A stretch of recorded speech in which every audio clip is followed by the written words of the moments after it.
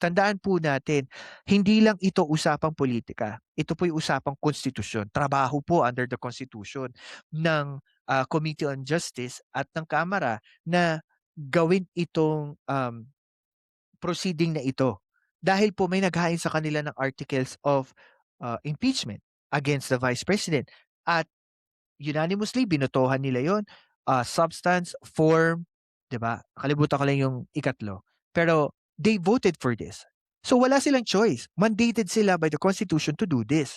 So hindi dapat na ang binabatikos natin yung mga komite. Kasi kung may issue, edi constitutional change, 'di ba? Ito yung nakikita ko. It's unfair for the people who's doing this proceeding. Sila ay binabatikos na yung ginagawa naman nila, trabaho naman talaga under the Constitution. Ano ba simbolo ng hindi pag-attend ng ating, ikalawang pangulo dito sa proceedings na 'to, yung tinatawag nating empty chair. At po tayo nanghihingi ng accountability tsaka justice. Up until now, I would say inosente siya. Hindi naman siya po guilty dahil hindi pa siya napapatawan ng Senado.